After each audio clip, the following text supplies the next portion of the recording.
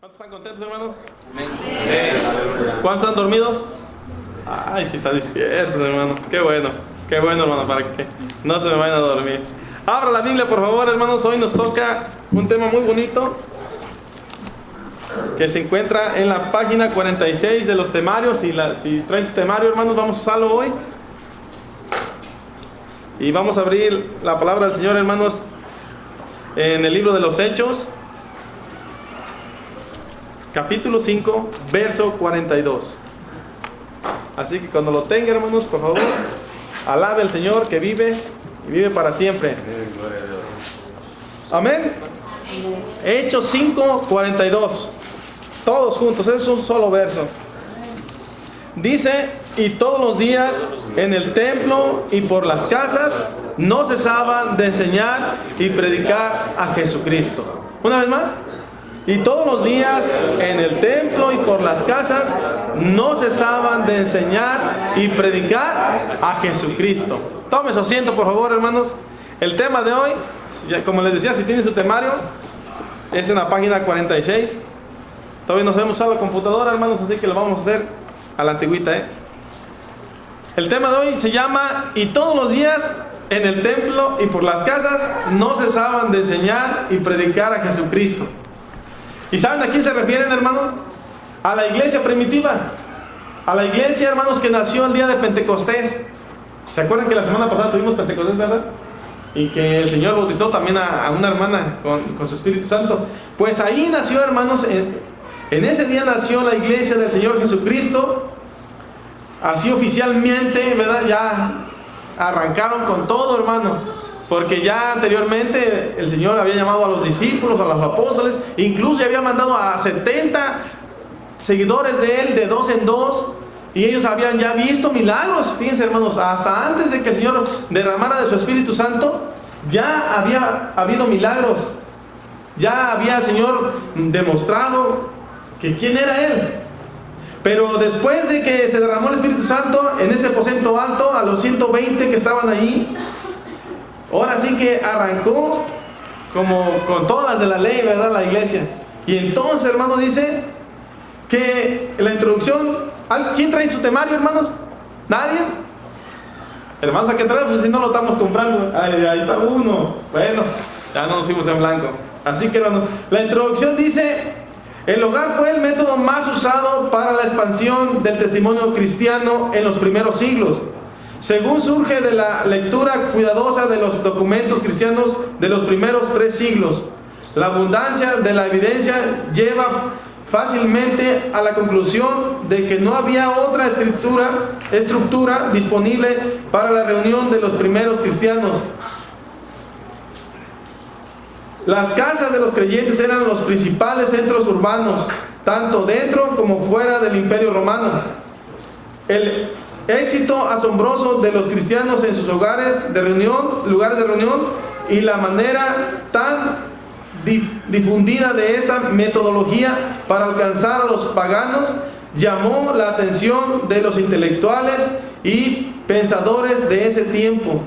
La manera en que los cristianos hacían de sus propias casas verdaderos centros de difusión de la fe impactó a muchos formadores de opinión que expresaron su preocupación por tal efectividad. Fíjense, hermanos, que en un principio, cuando surge la iglesia, no había lo que hoy podemos ver como un templo, como un santuario. Estaba el templo, hermanos, de los judíos, pero ahí no tenían toda la libertad, así como ahorita ustedes y yo, ¿verdad? Que los niños pueden pasar. En ocasiones se invita a la femenil a que cante un canto especial, a los varones, a los jóvenes. En ese entonces, hermanos, no tenían sus lugares de reunión, eran sus casas. Y dice que ahí partían el pan, hermanos, y que no dejaban de enseñar y de predicar. ¿A quién? ¿A quién, hermano? A Jesucristo, exactamente. No dejaban, hermanos, de predicar al Señor Jesús. Su enseñanza no estaba basada, hermanos, en otras cosas más que en la vivencia pura del Señor Jesucristo. Seguramente cuando estaban ahí en sus reuniones decían, en una ocasión, ¿verdad? Yo a veces me puedo imaginar, hermanos, esto no está así en la Biblia, ¿verdad? Pero les he dicho, en una ocasión nos quedamos sin comida y había como 5,000 hombres, sin contar a las mujeres. Y nosotros estábamos preocupados. Me imagino al apóstol Pedro diciéndole, ¿verdad? Ahí en sus fervorines, en sus sermones, ¿verdad? Y de repente dijimos, Señor, ¿y qué vamos a hacer con esa gente? No hay que comer. Y el Señor Jesús nos dijo, siéntenlos a todos, siéntenlos. Ahorita les vamos a dar de comer. Ustedes mismos, les dijo. Y nosotros, yo creo que decían los apóstoles, y nosotros preocupados, ¿de dónde íbamos a sacar tantísima comida?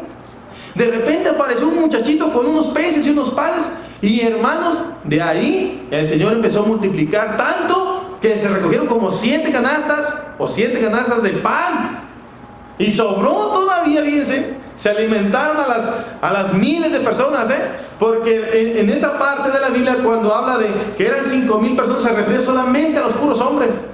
Y en ese entonces, hermano, era como hoy en día, que hay planificación y que un niño nada más quieren tener las mujeres o se esperan mucho tiempo. No, en ese entonces era, hermano, cada quien tenía de sus 8 a 10 hijos.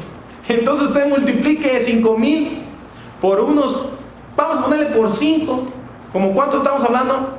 Como de 25,000 personas, ¿verdad? Y eso yo se lo estoy dejando bajito, ¿verdad? Porque en ese entonces la gente tenía por muchos hijos tenían.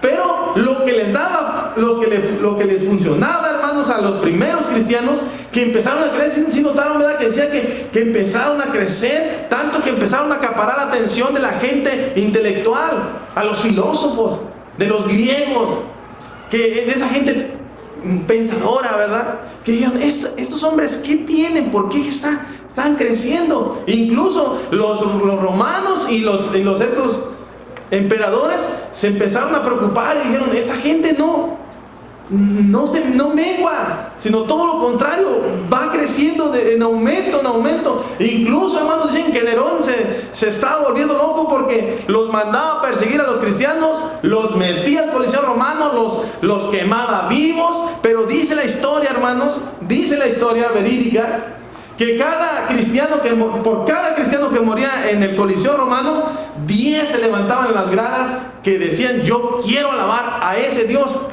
que estos cristianos alaban. Veían algo en ellos, una fe que les era transmitida a través incluso de su muerte. Es triste, hermanos, que hoy en día no es triste que ya no nos meten al Coliseo romano. Lo triste es que ya no se está creciendo o no se está difundiendo el Evangelio del Señor Jesús como lo era en el principio. Y puede decir usted, bueno, es que ahora ya hay muchos cristianos, ya hay muchas iglesias, ¿verdad? Pero no, hermanos, ¿saben por qué no se está difundiendo mucho el Evangelio? Porque la iglesia hemos caído en una comodidad, la comodidad que no tenían los primeros cristianos, en sus casas, a escondidas. Porque el decir que era cristiano, eso implicaba, hermanos, que si usted era un esclavo, pues como mínimo lo mataban. Pero si usted era alguien que tenía una posición económica, le quitaban todos sus bienes y a la cárcel si bien le iban. Y los que no, hermanos, como dije antes, derechito al Coliseo o a ser quemados en la hoguera. Era terrible, hermanos, era terrible lo que les pasaba a los primeros cristianos. Pero con todo eso, hermanos, dice que aquí, y todos los días en el templo y en las casas, no cesaban de enseñar y predicar a Jesucristo. La Biblia enseña que el campo de acción de la iglesia incluye a todo creyente, hermanos. Todo aquel que se convierte a Cristo pasa a ser un evangelista automáticamente. Le preguntaron un día al primer pastor que hubo en este movimiento de la ISI, al que pertenecemos, creo que fue en Suecia, ¿verdad, hermano Valentín? No sé si usted me corrige el dato, que lo entrevistaron al hermano Josué Mejía y le dijeron, ¿cuál es la causa o cuál es la receta o cuál es la razón de que su iglesia está creciendo a pasos agigantados? Y el hermano Josué le contestó, es que en nuestra iglesia o en nuestro movimiento, cada cristiano que se convierte, cada persona que se convierte a Cristo, se convierte también en un evangelista. Entonces, si una persona se convertía, hermano, ese mínimo ganaba otro. y ese otro a otro. Entonces, se nos ha dicho que si en este año somos 50 personas, si tan solamente ganáramos a uno para Cristo en este año, ¿cuántos seríamos el año que viene? Fácil la cuenta, ¿verdad? Seríamos 100. Pero la realidad es triste, hermanos. Si usted se da cuenta, seguimos siendo los mismos. Si éramos 50, a lo más 60, y eso porque nacieron como 5 niños en la iglesia, entonces se evangelizaron otros 5, ¿verdad? Triste es la realidad, hermanos, de que la iglesia de hoy no está alcanzando la meta como la iglesia primitiva. Incluso es triste, hermanos, pero muchas iglesias, no sé si usted las vea o nomás a mí se me atraviesan, pero yo he visto en muchos lugares donde dice, se vende la iglesia evangélica, bautista, apostólica o presbiteriana, ahí dice for sale, de venta. O en algunas quedan tan poquitos que dicen que se renta por lease. Eso sí sé, no es lo único que me sé en inglés, hermanos, ¿se vende o se renta? Entonces, las iglesias se están cerrando, hermanos. Lejos de estar ganando más para el Señor Jesucristo, las iglesias se están cerrando. Pero, hermanos, ¿cuántos creen que Dios todavía puede salvar? ¿Cuántos creen que Dios puede salvar, hermanos? Esa es la actitud, hermanos, que se tiene. Perdónenme lo que les voy a decir. Esa es la actitud que se tiene hoy en día. En ese entonces, que me quemen, decían los cristianos, pero yo soy cristiano. Y hoy en día, hermanos, es triste, perdónenme de verdad, y yo me da vergüenza delante de Dios, porque yo soy el primero que puedo decir que no estoy haciendo lo que debo hacer, no me estoy comportando como debo comportarme, hermanos. En cada oportunidad que tenga, debo de hablar de Cristo, pero no está pasando así. Por eso quiero preguntarles una vez más en esta tarde, ¿cuántos creen que Cristo todavía puede salvar? Sí, hermanos, díganlo con seguridad. Cristo es el mismo de ayer, de hoy y por los siglos. Él sigue teniendo todo el poder, hermanos. Mientras no venga el Señor Jesucristo por su iglesia, Él puede seguir salvando todos los días. Mientras el Señor Jesús no aparezca en las nubes, nuestro deber es seguir evangelizando a la gente. Una vez que el Señor aparezca en las nubes, ya no vamos a poder hacer nada, hermanos. Ya no vamos a poder hacer nada.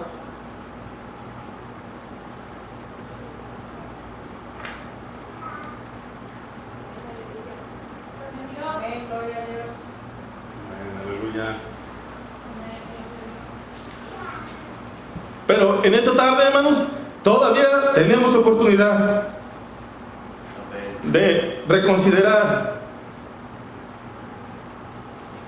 Hace un tiempo estaba leyendo un pasaje en la Biblia, de esas veces que uno lee, ¿verdad? Hay veces que uno lee por tema, pero de repente llegué a un pasaje donde dice que el juicio ante el gran trono blanco, y me di cuenta que ese es el pasaje más triste de la historia.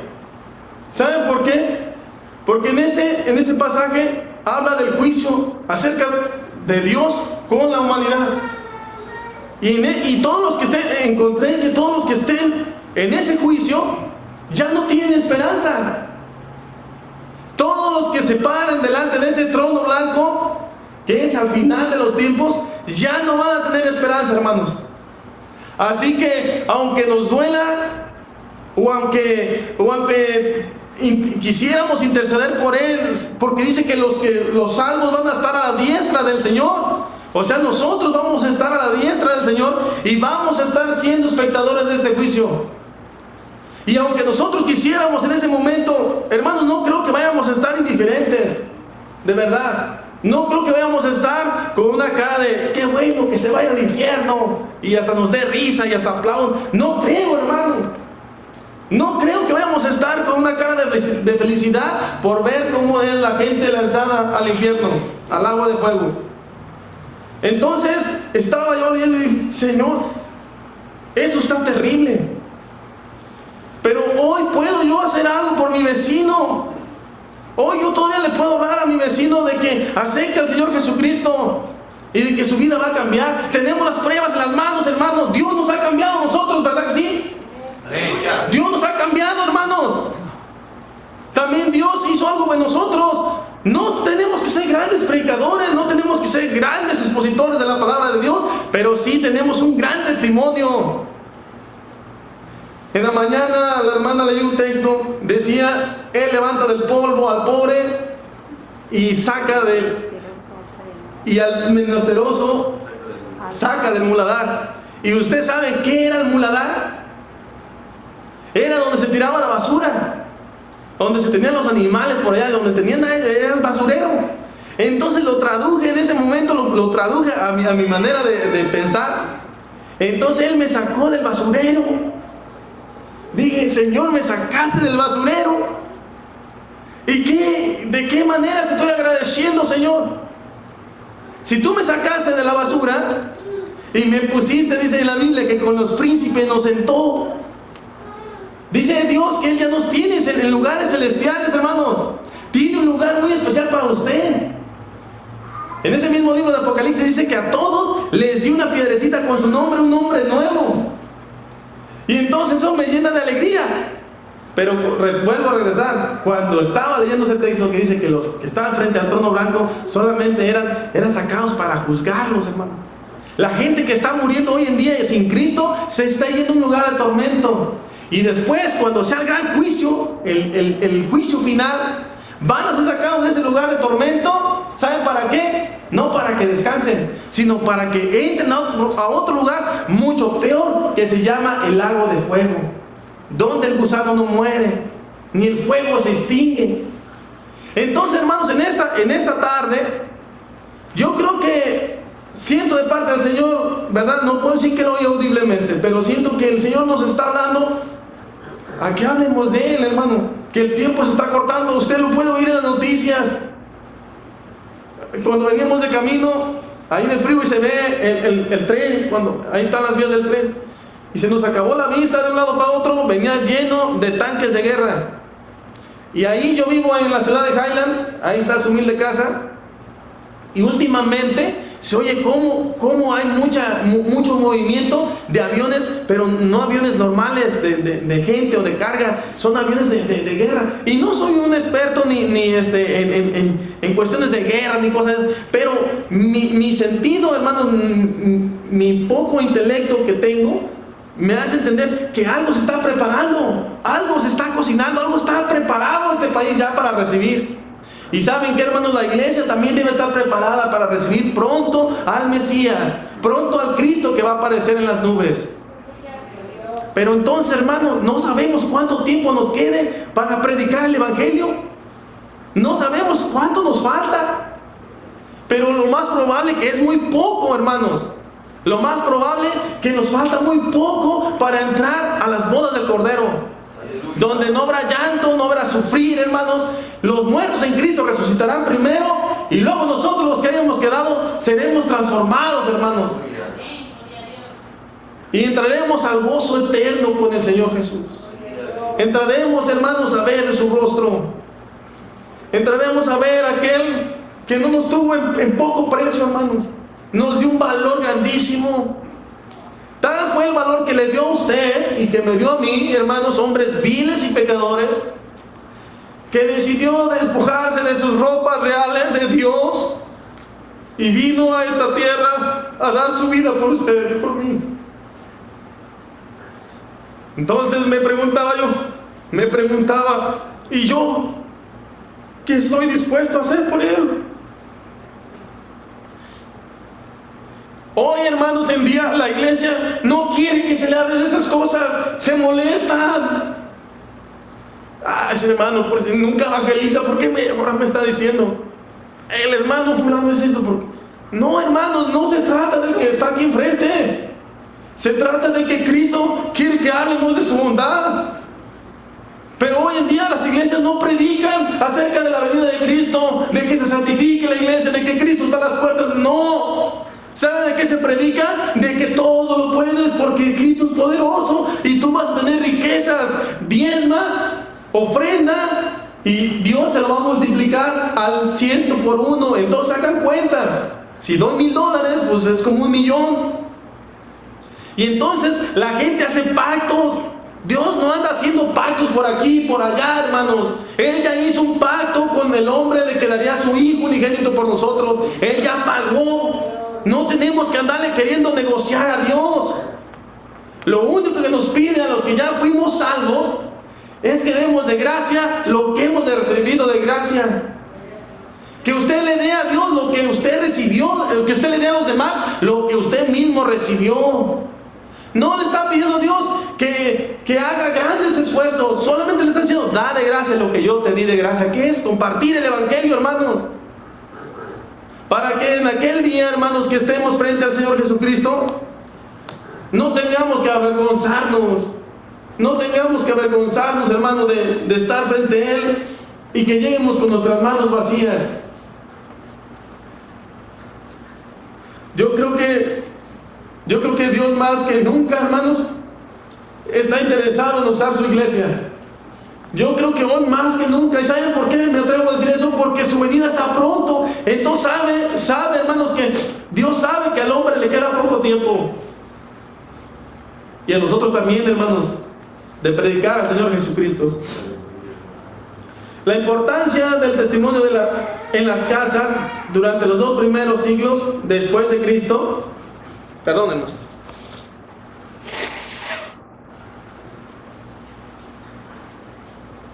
Los cristianos no tuvieron edificios eclesiásticos en razón de que no podían poseer propiedades por no tener una posición legal en el Imperio Romano.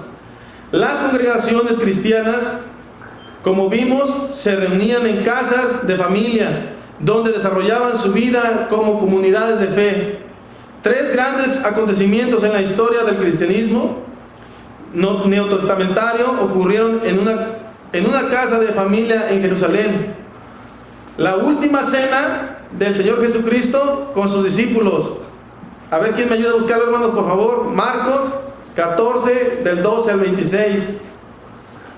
Las apariciones del Señor Jesús resucitado a los apóstoles. Esa es otra cita, hermanos. San Juan 14, 20, 14. A ver, una parte, hermanos, nada más. El primer día de la fiesta de los panes sin levaduras, cuando se sacrificaba el cordero de la Pascua, sus discípulos le dijeron, ¿dónde quieres que vayamos a preparar para que comas la Pascua? Y envió dos de sus discípulos y les dijo, id a la ciudad y os saldrá de encuentro un hombre que lleva un cántaro de agua, seguidle. Y donde entrare, decid al señor de la casa, el maestro dice, ¿dónde está el aposento donde debe comer la Pascua con los discípulos? Y él les mostrará un gran aposento, alto, ya dispuesto, preparado para nosotros ahí. Gloria a Dios. Gracias, hermano. Otro acontecimiento, hermanos, es las apariciones del Señor Jesús a los apóstoles. San Juan 20, 14. Si alguien lo tiene, hermanos. San Juan 20, 14. Amén. Amén. San Juan 20, 14. Dice, cuando había dicho esto, se volvió y vio a Jesús que estaba allí, mas no sabía que era Jesús. Amén. Sí, hermano, sí. Y dice el 15, voy a seguir leyendo. Jesús le dijo, mujer, ¿por qué lloras? ¿A quién buscáis? Ella, pensando que era el hortelano, le dijo, Señor, si tú te lo has llevado, ¿dónde lo has puesto? Y yo lo llevaré. Jesús le dijo, María. Volviéndose ella, le dijo, Raboni, que quiere decir maestro. Jesús dijo, no me toques, porque aún no he subido a mi Padre, mas ve a mis hermanos y diles, subo a mi Padre y a vuestro Padre, a mi Dios y a vuestro Dios. Fue entonces María Magdalena para dar a los discípulos las nuevas de que había visto al Señor y que Él le había dicho estas cosas. También, hermanos, dice que también la venida del Espíritu Santo en Hechos 2, hermanos, también fue en una casa. No fue en un santuario, no fue en un auditorio, hermanos, o en un templo como los de hoy, ¿verdad? También, hermanos, dice que fue en una casa. Tal vez hasta hayan estado como apretaditos, ¿verdad? Yo me pongo a pensar, ¿cómo habrá sido aquello? Porque no todos, yo creo que tenían un altar como aquí nosotros, ¿verdad, hermano? Que podemos acercarnos y tal. A lo mejor unos estaban acostados, otros sentados. Tenían diferentes cosas así, pero sí tenían en común una sola cosa: estaban esperando lo que el Señor Jesús les había prometido. Pero fue en una casa, hermanos, en un aposento alto. O sea que estaban en la parte superior de una casa de 2 pisos. Por eso dice que era un aposento alto, ¿verdad? En el segundo piso. En otras circunstancias, las mujeres sirvieron también, dice, como profetisa. Oh, no, me adelanté, hermanos. Dice aquí que el ministerio de la mujer, el papel de la mujer en el liderazgo provoca un agrio debate en muchas iglesias. Como deben las iglesias hallar el camino correcto en tales debates.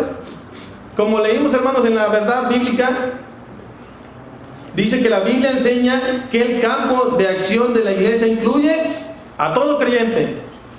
Y aquí en el punto 2 dice que el ministerio de la mujer. Pero este papel dice de que de la mujer en el liderazgo provoca un agrio debate en muchas iglesias. ¿Y saben qué quiere decir, hermanos? Quiere decir que en muchas iglesias no se le permite a la mujer tener nada que ver en el ministerio, en lo que es ministrar, nada. Ellas pueden, yo creo que cocinar, limpiar, pero no se les permite. En muchas iglesias hoy en día todavía, hermanos, no se les permite ni dirigir la alabanza, como lo hizo la hermana Lorena hace un momento.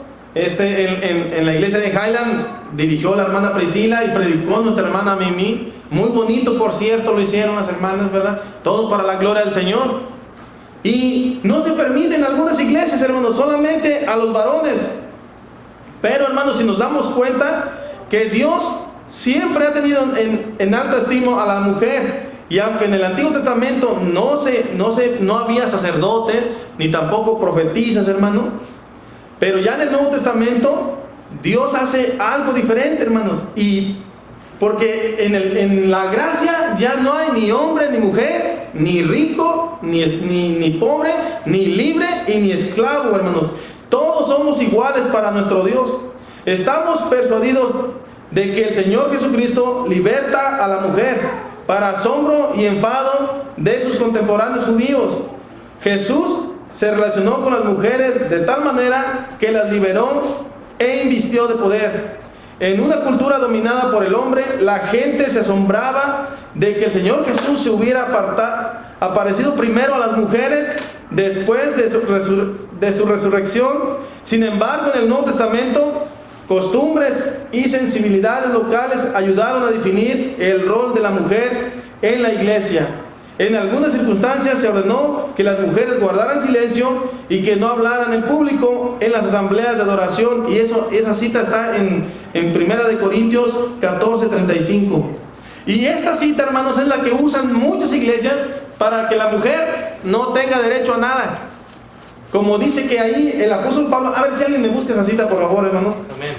¿Ya tienes, hermano? 1 Corintios es 14:35. Dice, y si quieren aprender algo, pregunten en su casa a sus maridos, porque es indecoroso que una mujer hable en la congregación. Y entonces, hermanos, de ahí toman muchas iglesias evangélicas, hermanos, estoy hablando de las iglesias evangélicas, cristianas. Toman este pasaje para prohibirle a las mujeres a que trabajen en la iglesia, a que tengan un ministerio. Y no estudian acerca de por qué el apóstol Pablo escribe esto a los corintios. Lo que pasó, hermanos, que la mujer estaba tomando ciertos papeles que no le correspondían, y en esa ciudad había una diosa, y muchas mujeres, para ser exacto, tenían 1000 sacerdotisas, hermano. Los hombres no podían hacer nada. Ahí las sacerdotisas eran mujeres para esa diosa. Entonces, cuando se convirtieron a Cristo, hermanos, muchas, ya siendo cristianas, querían tomar, por decir así, ese mismo liderazgo. Entonces el apóstol Pablo, sabiendo pues esta situación, les dice pues que se estén calladitas. En otras palabras, está diciendo pues sujétense, ¿verdad? Sujétense, le estaba diciendo a la mujer. No les estaba prohibiendo que ministraran, hermano. Les estaba diciendo que debían sujetarse, ¿verdad? A las reglas, a las autoridades en la iglesia. Pero de ninguna manera, hermanos, ¿saben por qué? Porque él mismo tuvo colaboradoras, el apóstol Pablo. Entonces traerá contradiciendo, ¿verdad? Por eso hoy en día, hermanos, bueno, al menos en nuestras iglesias, en nuestras congregaciones, tenemos ministras, tenemos hermanas, ¿verdad? No les llamamos pastores, les llamamos obreras o ministras, ¿verdad, hermana Eva? Sí, está correcto. Pastoras no he oído que les llamen. Entonces dice que en otras circunstancias las mujeres sirven como profetizas. Febe era una diaconisa de la iglesia en Cencrea. Romanos 16, 1 al 2. A ver, hermanos, ¿quién me ayuda a buscar eso? Romanos 16, 1 al 2. Dice: os recomiendo además nuestra hermana Febe, al cual es diaconisa de la iglesia de Cencrea, que la recibáis en el Señor como es digno de los santos, y que le ayudéis en cualquier cosa que necesite de vosotros, porque ella ha ayudado a muchos y a mí mismo. Gloria a Dios. Fíjense, hermanos, entonces la mujer también juega el mismo papel que nosotros los hombres, ¿verdad? Tenemos el mismo papel, servir a Dios, hermanos. Y como tenemos el mismo papel, entonces ¿qué debemos hacer? Los hombres debemos de respetar a las mujeres y impulsarlas a que le sirvan a Dios, y la mujer a su vez, hermanos, tomar ese regalo de Dios de poderle servir. Anteriormente, en el Antiguo Testamento, las mujeres, hermanos, no podían hacer nada de eso. Incluso no se podían acercar ni de chiste al lugar santo, mucho menos al lugar santísimo donde estamos hoy. Donde estamos hoy. Hoy sí podemos entrar al lugar santísimo, y no literalmente como era en el Antiguo Testamento, que había un velo y que solamente podía entrar al lugar santísimo una vez al año el sacerdote. Hoy podemos entrar al lugar santísimo cuantas veces querramos. Amén, gloria a Dios. Si usted en su casa se arrodilla y dice, empieza a alabar a Dios, Dios, hermano, está ahí con usted. Y no nomás está le puede dar una bendición muy especial. Entonces, las mujeres, al igual que el hombre, también pueden desarrollar, hermanos, muchos trabajos en la iglesia. La predicación, la apreciación es que la iglesia primitiva, como un todo, era flexible, concerniente al papel de la mujer en la iglesia. En tiempos modernos, al igual que en los tiempos bíblicos, las mujeres sirven fielmente en todas las fronteras del trabajo misionero, en el evangelismo y plantando iglesias y sirviendo en la iglesia. Participan en las situaciones más difíciles y con frecuencia enfrentan riesgos y depravación por amor a Cristo. En sus ministerios fieles demuestran que en Cristo no hay varón ni mujer. Hay un testimonio de un sacerdote católico de Guatemala. Se me va el nombre, hermano. Pero dice que en una ocasión llegaron ahí un matrimonio, el esposo y la esposa, el pastor y la esposa, ¿verdad? Y entonces iban a hacer una campaña enfrente de la iglesia católica. Dijo este sacerdote, dice, sobre mi cadáver. Y entonces, ¿saben qué hizo este sacerdote? Fue y contrató a los pandilleros más despiadados del área, de la Mara, le llaman allá, de la Mara, pues, de Guatemala. Y que les dijo, quiero que destrocen todo el equipo, las bocinas, y quiero que rompan todo, quiero que quede nada, y al que se ponga enfrente, denle. Entonces dice que estaba ahí la esposa del pastor y a ella le tocó. Dice que, cuenta él en su testimonio, que la mujer les rogaba que no lo hicieran, pero esta gente no tuvo compasión y la golpearon tan brutalmente que fue hospitalizada. Ya estando en el hospital, le dijeron, se dieron cuenta que estaba embarazada, y entonces le avisaron al cura, y el cura pues estaba asustado, porque si se muere, dice, a la cárcel, y embarazada, pues con mayor razón. Entonces dice que fue un abogado, le dijo, ¿sabe qué? Vaya y pídales perdón a esta mujer, porque si se muere, usted lo van a echar de por vida. Incluso creo que había pena de muerte en ese entonces. Y dice que él dijo, ¿cómo voy a ir a pedirle perdón si los mandé a golpear a todos? Pues dice que él no iba hasta que la mujer, ellas se dieron cuenta que había sido el sacerdote de la iglesia. Y dice que la mujer lo mandó traer. Y ya estando ahí, que le dijo, te perdono por todo por lo que hiciste. Y dice que ahí se convirtió al Señor. Por algo, ¿verdad? Tan fuerte, ¿verdad? Se convirtió. Y ahora predica el sacerdote, el ex sacerdote. Ahora sí es un sacerdote verdadero, ¿verdad? Ahora sí es un sacerdote del Señor Jesús. Antes dice, yo era sacerdote de la Iglesia Católica Romana, pero ahora soy un sacerdote de Cristo. Aleluya. Gloria a Dios. Hay otro ministerio, hermanos, también, que está en la iglesia y que es indispensable, hermanos, ¿verdad? Y me refiero al ministerio del anciano. Pablo exhorta a Tito para que enseñen lo que está de acuerdo con la sana doctrina. El principio básico a subrayarse es que los hijos de Dios, quienes conocen la verdad del Evangelio, deben vivir de una manera diferente de acuerdo a sus creencias. Esta verdad básica se considera juntamente con las implicaciones específicas para varios grupos distintos de la iglesia: los hombres maduros, las mujeres maduras y jóvenes. Los hombres jóvenes, que en cada caso lo principal es verse desde la perspectiva de Dios.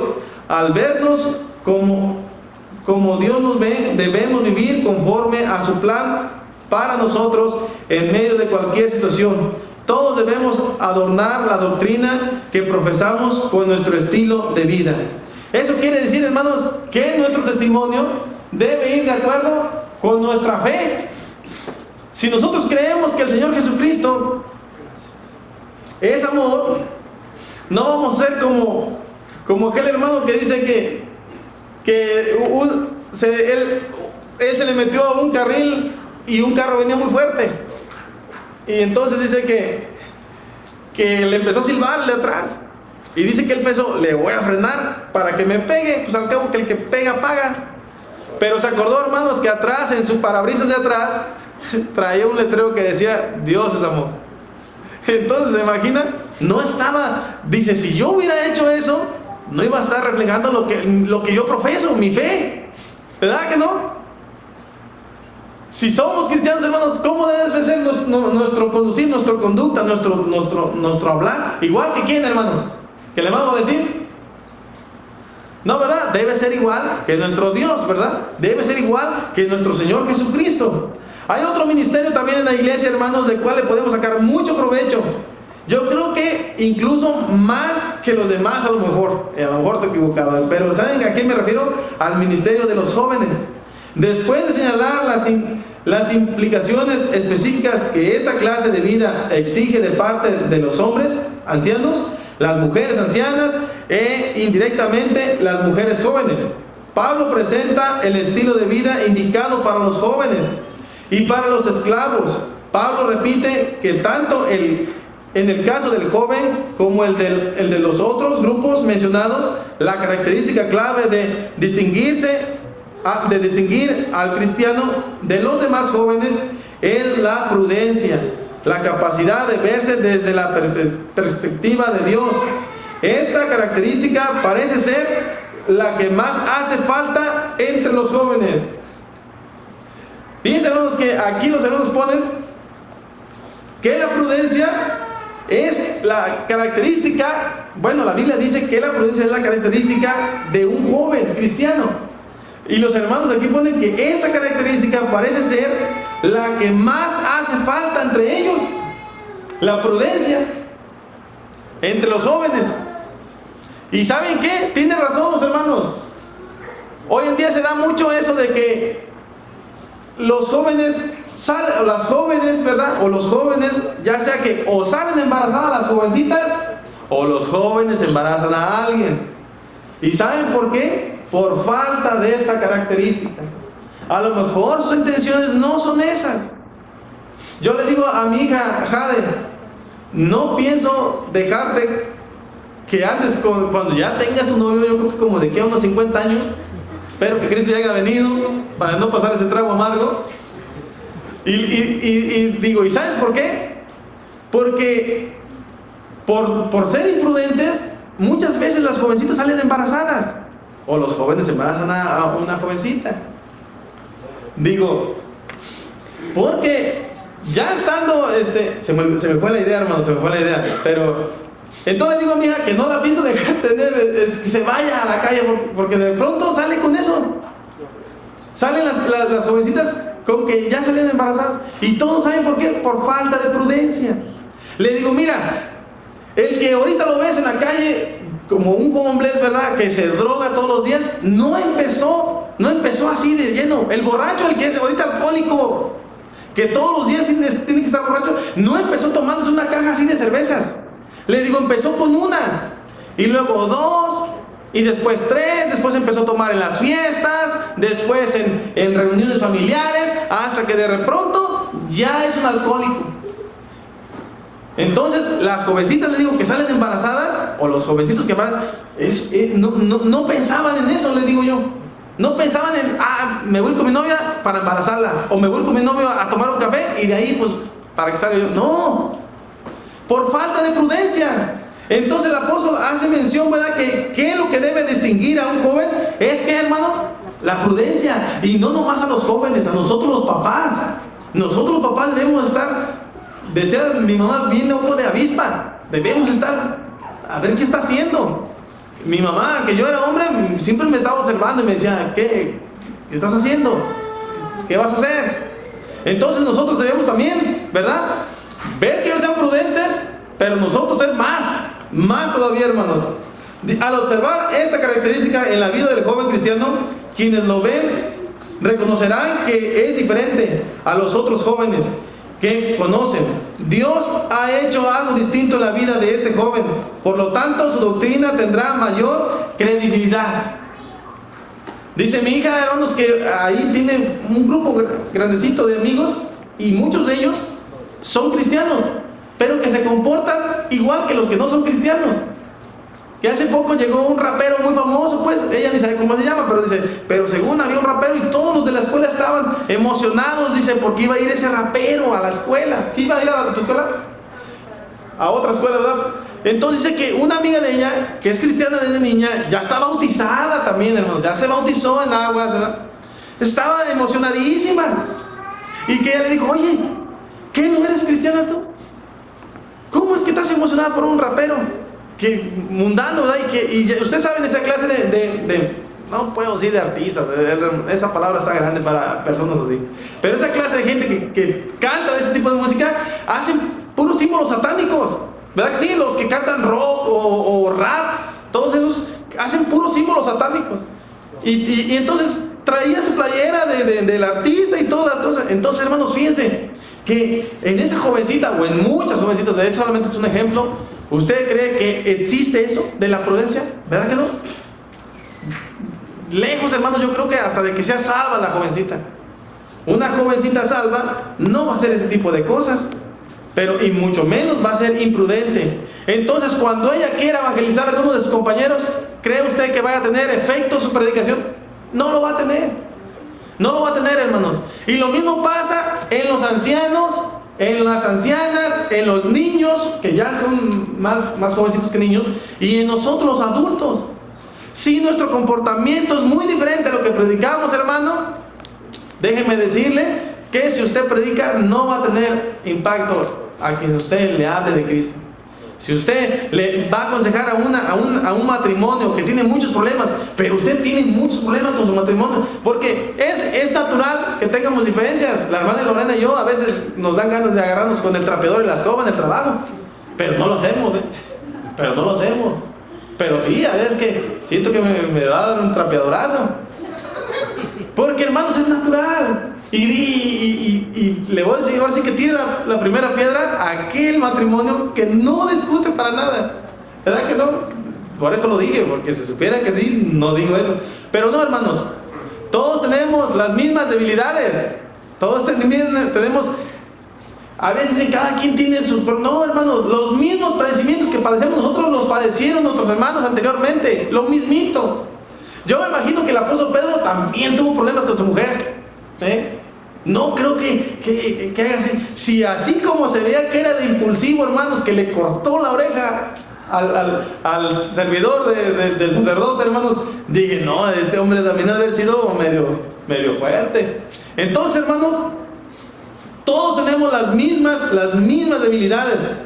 Pero, hermanos, la ventaja o la buena noticia es que Dios está con nosotros. Es que Dios está con nosotros. Así que, hermanos, todos, como decía, la verdad bíblica, la voy a repetir otra vez. La Biblia enseña que el campo de acción, o sea, de la batalla, hermanos, en este caso vendría siendo la predicación del Evangelio. Dice que la Biblia enseña que el campo de acción de la iglesia incluye, ¿a quién, hermanos? Levante su mano al que incluya. No, nomás somos como 3. A todo creyente. Bueno, ¿y cuántos creyentes hay aquí, hermanos? Amén. ¿Poquitos? ¿Cuántos creyentes hay, hermanos? ¿De veras, hermanos? Porque, bueno, discúlpenme, pues yo me gusta a veces preguntarles. Ya sé que sí son creyentes. Pero hermanos, debemos de hacerlo con alegría, con gozo, ¿verdad? Que algo... Yo veo a las personas que les gusta el fútbol, hermanos, y cuando ya va llegando la pelota casi a la portería y tiran el tiro, hermano, y el portero la detiene, mira que casi se arrancan los cabellos. Pero cuando meten el gol, hermano, gritan, hermano, pero con todo su ser. Y nosotros que Cristo nos sacó hermanos, del pecado y nos salvó del infierno, ¿cómo debemos decir? Gloria a Dios, hermano, aleluya. Eso, hermanos, que usted se oiga convencido para que los que están allá afuera le crean. Hoy en día, hermanos, han inventado miles de pastillas. Una pastilla te pone delgadito. Otra pastilla te engorda si es que estás muy flaco. Mi hermana estaba muy delgadita y ella iba, hermanos, a que le dieran una pastilla o un té para engordar. Si estás morenito, te dan otra pastilla para que te pongas más blanquito. Y así, hermanos, se ha inventado un montón de cosas, ¿verdad? Pero, hermanos, la realidad es que todas esas cosas son pura falsedad, hermanos. La verdad es que Cristo sí quiere salvarnos, hermanos, que Él sí tiene la solución para nosotros. Cuando alguien no se quiere, hermanos, preséntele a Cristo. Cuando alguien esté triste, que usted sepa que preséntele al Señor Jesucristo. Y eso va a ser mejor que 1000 pastillas de las que hay hoy en el mercado. Dicen que hay pastillas para todo, pero la realidad es, hermano, que Cristo sí es la verdadera solución. En una ocasión me invitó una persona de la iglesia, me invitó y me dijo, vamos te quiero ofrecer algo. Como ve que yo hablo hasta por los codos, me dijo, va a ser bueno para vender. Y me llevó a un meeting, ¿verdad? Una junta con una persona que vendía un producto. Hermanos, cuando estaba hablando de su producto, lo hacía con tanto gozo este hombre, y lo decía tan seguro de lo que estaba diciendo, y decía que su producto sanaba la diabetes, sanaba el cáncer, el SIDA, hermanos, te quitaba la ceguera, un montón de cosas. Cuando lo estaba describiendo, yo dije, el único que puede hacer todas esas cosas se llama Jesús. Y dice, si quieres lograr tu libertad financiera, entra a nuestro club. Dice, porque yo, dice, no más viene porque me invitó fulano, pero tengo muchos compromisos, tengo que dar muchas conferencias. Y dice, no, estoy ganando 20,000 a la semana. Y empezó y yo dije, wow, ¿verdad? Pero dije, no, yo prefiero seguir limpiando casas. A mí me gusta y yo a gusto. Yo soy bueno para comprar, no para vender. Dije. Y no me animó. Entonces cuando salimos, yo dije, pues este hombre va a traer un Lamborghini, un Ferrari, ¿verdad? Porque como me estaba vendiendo el producto ese tan buenísimo, yo dije, mínimo trae un Rolls Royce. ¿Y saben qué? Estaba más nuevo mi carro. Era una Benz vieja. Dije, este es el super empresario. Y la gente se fue bien motivada. No, hombre, hasta le aplaudían. Le aplaudían a este hombre mentiroso que estaba vendiendo un producto ahí charlatán, ¿verdad? Pero nosotros no, hermanos. Usted tiene así que las pruebas en sus manos de que Cristo es poderoso. Usted tiene las pruebas de que Cristo es vencedor, de que lo salvó, de que le restauró de su mala manera de vivir, al igual que a mí. Entonces, ¿cómo debemos presentar al Señor Jesucristo, hermanos? ¿Con tristeza? ¿Verdad que no? Con alegría. Sí, con alegría, con entusiasmo. Esos que venden las ollas, no se va a enojar nadie de aquí, hermanos. Hay gente que vende ollas y que dicen que cocinan casi solas. No es cierto. Lo mismo que usted, yo se lo digo por experiencia. Ahora sí que aquí sí tengo experiencia en esta materia. Si usted cocina una olla de esas de $1, le va a salir la comida igual que la otra. Pero Pero si usted presenta a Cristo, lo que usted está haciendo es lo mejor que puede hacer. Si usted quiere darle un regalo a alguien, preséntele a Cristo. Y usted le va a dar el mejor regalo. ¿Se acuerdan de las bodas en Caná de Galilea? ¿Usted cuál creen que fue el mejor regalo que tuvo que hubo en esa boda? El mejor regalo fue el que le hizo, el que invitó al Señor Jesucristo. Ese fue el mejor regalo. A lo mejor esperaban una olla de esas que les digo que están bien bonitas, que tienen cristal, y hay otras que se apellidan Prestige o algo así. Pero hermanos, no. El mejor regalo que recibió en esa boda, eso lo escuché en una predicación, en una boda que fui. El mejor regalo que tuvo esa pareja, ese nuevo matrimonio, fue la invitación del que le hizo a los que invitaron al Señor Jesucristo. ¿Quién sabe, dice, cómo llegó ahí el Señor? Si era de la familia, si era algún conocido. La cosa es que el Señor Jesucristo fue a esa boda y entonces todo iba a estar bien. Así pasa, hermanos, ¿verdad? Que hoy que Cristo está en nuestros hogares, en nuestras vidas, ¿a poco no las cosas caminan bien? Aunque tengamos problemas, aunque pasemos escaseces, aunque nos enfermemos, ¿verdad, hermana Sonia? ¿No está? ¿No está la hermana Sonia? No la veo. Pero la hermana Sonia, hermanos, ama al Señor bien. Yo veo que ama al Señor bien bonito, le digo yo, bien bonito, digo, ama al Señor. Y la veo que anda con su bracito ahí, y aún así anda, evangeliza a la gente. Sí, esa es la actitud que debemos tener todos, hermanos. Sanos o enfermos, debemos evangelizar, debemos hablar del amor de Cristo. Y en esta tarde, ya no voy a hacerlo más largo, hermanos. En esta tarde les voy a invitar a que hagamos una oración y que le digamos al Señor: ayúdame, Señor, a no avergonzarme de ti. Ayúdame, Señor, a serte fiel, a predicar, a hablar de ti, Señor Jesús. Que tú sigues siendo el mismo, pero que lo hagamos, hermano, con entusiasmo, con alegría de corazón. Porque el Señor Jesús se merece, ¿sí o no, hermanos? Es digno de que usted hable con alegría, con gozo, de que Él le salvó. ¿Verdad que sí? Yo veo a los hermanitos que ya tienen muchos años en el Evangelio, yo los veo igual de gozosos. Hay un hermano, el hermano Esteban, allá en Pico Rivera. Siempre que lo veo me edifica ese hombre, ese ancianito. Lo veo y siempre la misma gratitud hacia Dios. Siempre empieza a platicar conmigo, ya nunca puede terminar porque termina llorando de felicidad, de que Cristo le salvó. Así nosotros, hermanos, que nunca se apague ese fuego de gratitud hacia Dios, de por qué Él vino a dar su vida por nosotros, el Señor Jesús. ¿Qué le parece si hacemos una oración y le decimos a Dios que le amamos porque Él nos amó primero, y que vamos a comprometernos, hermanos, a predicar, a hablar del Señor Jesús, y que haga Él como bien le parezca? Usted tire la semilla, hermanos. Usted lance la red y que Dios haga, hermanos, lo que a Él le parezca. A lo mejor usted y yo no vamos a ver el mismo efecto que algunos hermanos que son buenos para evangelizar, pero hay que hacerlo, porque también por nosotros murió Cristo en la cruz del Calvario. Bendito Padre Celestial, nos acercamos al trono de tu gracia, Señor.